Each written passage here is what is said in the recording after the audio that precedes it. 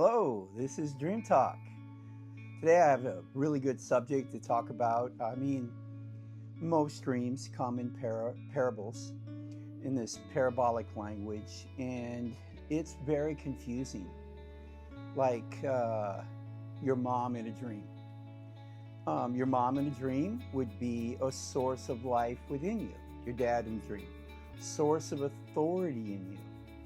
So, your mom and dad have to show up as somebody else. Your husband, wife has to show up as somebody else. These are the first initial parabolic people that are in your dream that have, the parable is that it's your mom with you talking to you, or your dad with you talking to you. But so when you begin to look at it as a source of life within you, the dream sets up. Oh, so there is something in this dream. This dream, the conversation in this dream is revealing something that's giving life to me. Something that has I have authority over, or I have authority to start or stop. And the big thing here is that it can be good or bad, and so discerning, is the information in the dream that source of life with you? Is it giving life to your life and others, or is it bringing death? So, the parable, when your mom is in a dream, it's, oh my God, it's revealing something within the body of the dream, the drama in the dream, that reveals death or life. It's so interesting.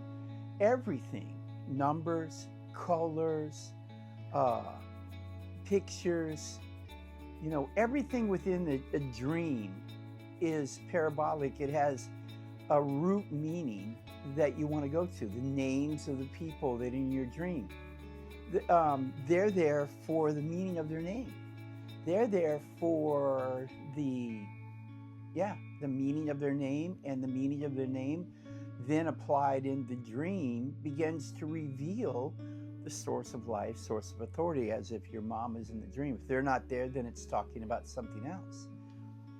But it's so crazy when you get into this conversation at night, because it's a continual conversation that if you begin to dialogue with God and begin to dialogue with the meaning of your dreams, you can begin to open up a conversation about life.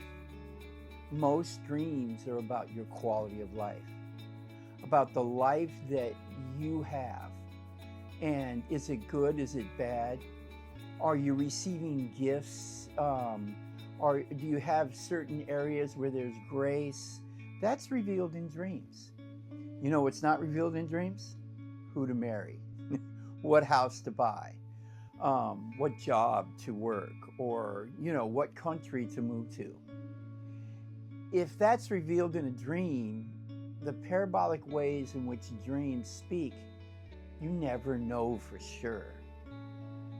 You never know, is it a parable or is it real? Does it confirm or does it not? Now, God has his way of confirming things in your life, but no, you don't make decisions by your dream life. It gets you in a lot of trouble, because the parabolic way in which things are used, God uses things going on in your life that you know about, or that is going to happen, or has happened, or is happening. He uses that in your dreams to talk about things you don't know about. So this whole parabolic way in which dreams are that come to us, the way they minister to us. Another thing, if you've got a hard heart, if you're struggling with your relationship with God, your dreams can tend to be very hard to understand, very parabolic and very distant. But when you're doing good and you have a right heart and you're loving God, your parables are almost literal, it seems. It appears as if God is speaking to you and things are just easy to understand. That comes out of chapter 13 of Matthew, where Jesus, he says, I only speak in parables for those who hear will hear and hear more, and those who don't hear, even the things they know are going to be removed from them. The parable is going to be so strong that they can't understand it. Now, the devil. It's a big subject. I'm surprising you in the middle of this teaching, but I want to talk about the devil and dreams and the devil. What does he represent? Well, in the second chapter of Hebrews, it's got a little verse there, a little portion of a verse. It says that the devil has power over death. Well, what is death?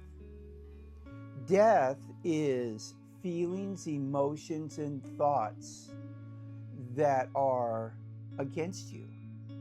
That, I always feel this way. I always do this. This always happens to me.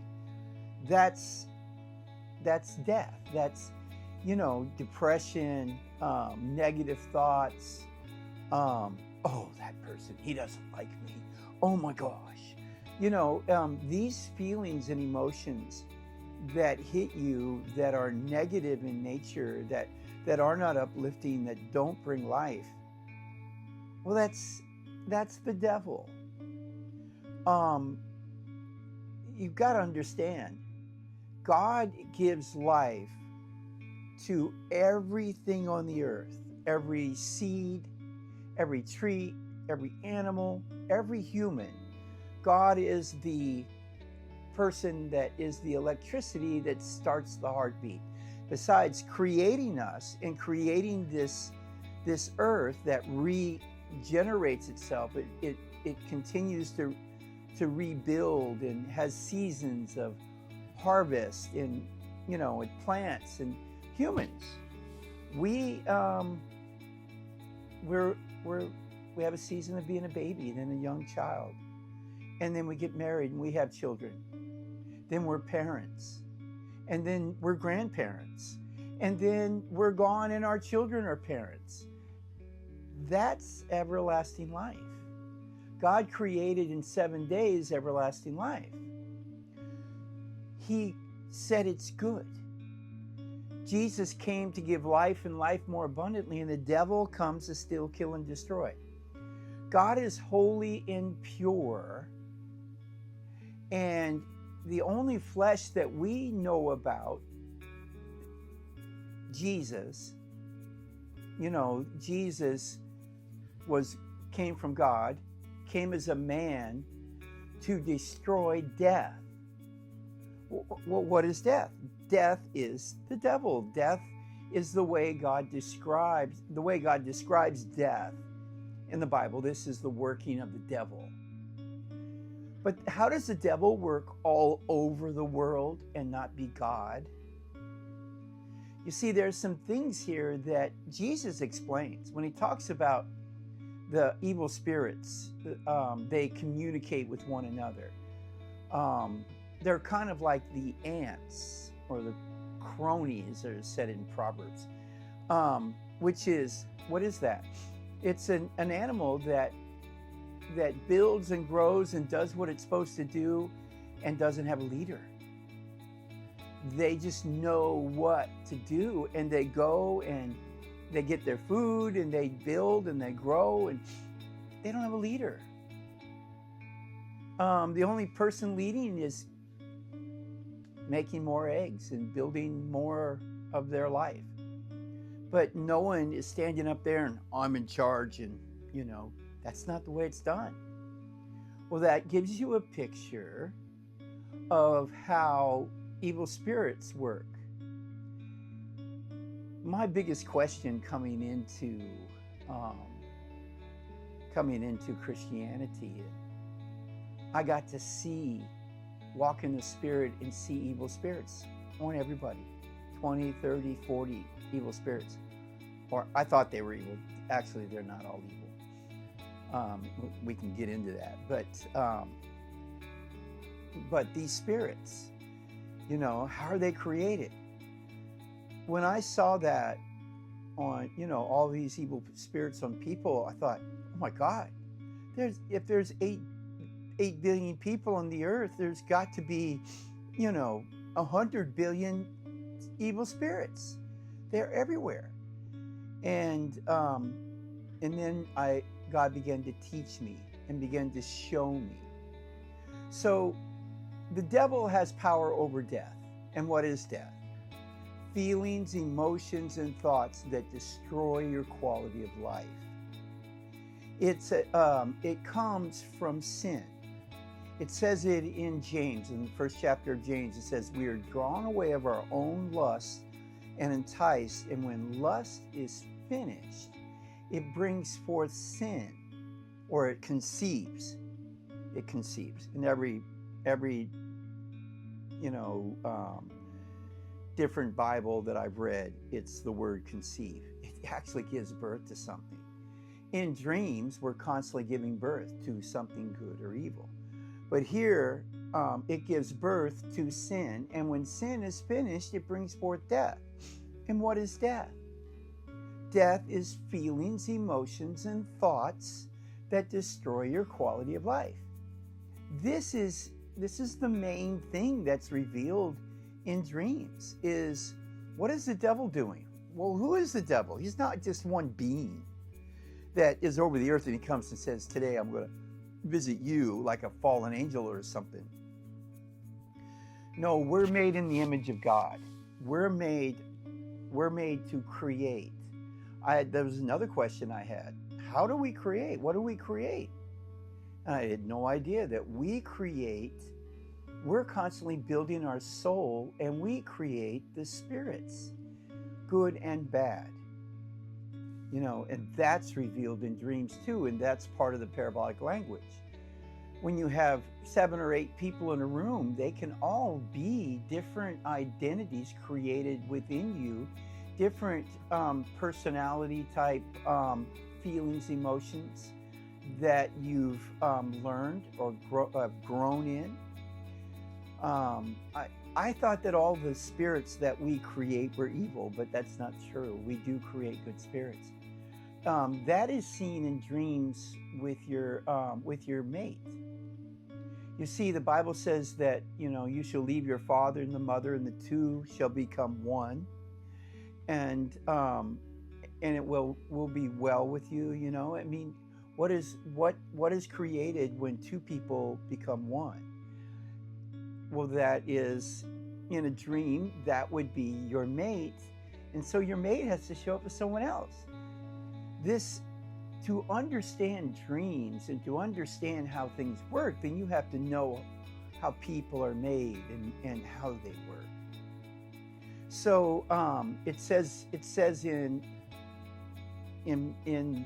Proverbs, or in the Bible, it says that, it says this, I saw my friend coming who I haven't seen in a long time, and my heart leaped for joy. Well, what is that? That's an identity, a friendship created, a spirit that brings joy when I'm in the presence of my friend. These things are so amazing. So there's good. We create good relationships and we create bad.